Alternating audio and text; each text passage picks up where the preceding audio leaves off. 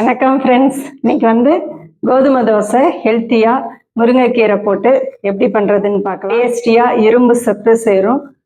கோதுமை மாவு maximum stock வச்சுருப்போம் வீட்டில்.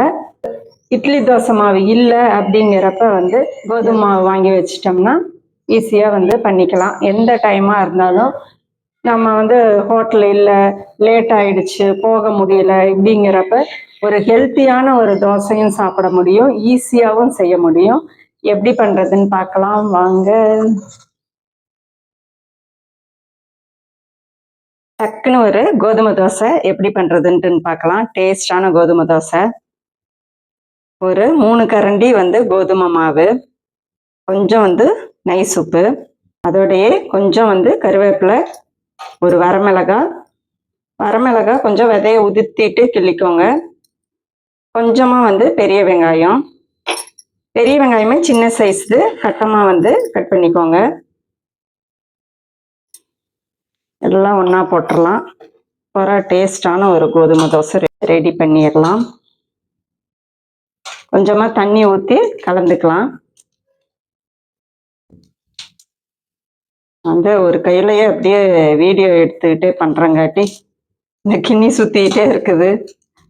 கலக்க இன்னும் கொஞ்சம் தண்ணி ஊற்றி கலந்துக்கலாம். இந்த அளவு பக்குவத்துல கலந்துக்கலாம், அப்ப நல்லா இருக்கும். இது இப்ப ஊத்திக்கலாம். கொஞ்சம் டேஸ்ட் பண்ணி பாருங்க உப்பு கரெக்டா இருக்கான்னு. உங்களுக்கு வரமிளகாய் வேணும்னா இன்னி கொஞ்சம் கூட ஆட் பண்ணிக்கோங்க. வெங்காயமும் அதே மாதிரி தான், உங்களுக்கு இன்னி கொஞ்சம் வேணும்னாலும் ஆட் பண்ணிக்கலாம். கல் நல்லா காஞ்சிருச்சு. கொஞ்சம் சுத்தி எண்ணெய் ஊத்திட்டு தோசை ஊத்திக்கலாம்.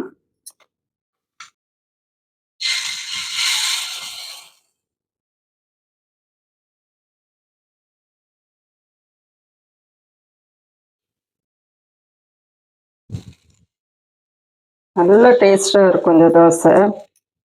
தேங்காய் சட்னி வச்சு சாப்பிட்டா செம்மையா இருக்கும். நான் நாட்டு சர்க்கரையும் வச்சு சாப்பிடுவேன், ரொம்ப பிடிக்கும். கொஞ்சம் எண்ணெய் அதிகமாக ஊற்றிக்கோங்க. நான் மரசெக்கு கடலை எண்ணெய் யூஸ் பண்ணுறேன். நல்லா டேஸ்டாக இருக்கும் தோசைக்கெல்லாம். நல்லா வேக விடுங்க. பேக் சைடு லைட்டாக ப்ரௌனிஷ் ஆகுறப்ப திருப்பி போட்டுக்கலாம். இப்போ திருப்பி போட்டுக்கலாம்.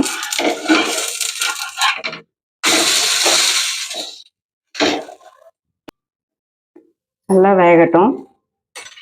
இப்போ நல்லா வெந்துருச்சு, திருப்பி போட்டாச்சு. பேக் சைடு கொஞ்சம் நல்லா வேகட்டும்.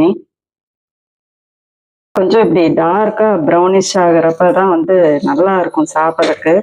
இந்த உள்ள இருக்க வெங்காயம் எல்லாம் நல்லா வெந்து இந்த வரமிளகாய் தெரியுது பாருங்க, அது இந்த கருவேப்பிலை இதெல்லாம் சூப்பர் டேஸ்ட்ல இருக்கும். இது இப்போ எடுத்துடலாம். காலிஃப்ளவர் குருமா வச்சிருந்தேன், அதுக்கு காலிஃப்ளவர் குருமா வச்சிருந்தேன், அதுக்கு தொட்டு சாப்பிட போறேன். வாங்க சாப்பிடலாம்.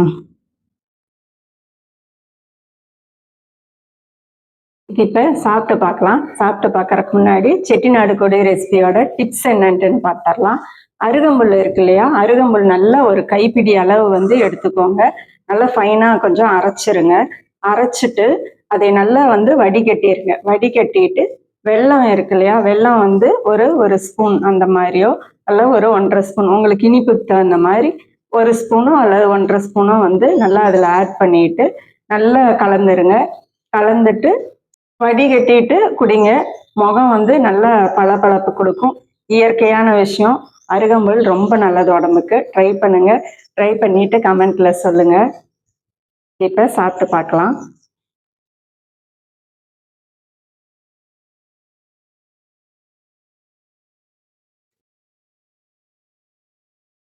சூப்பரா இருக்கு ஃப்ரெண்ட்ஸ், நல்லா இருக்கு.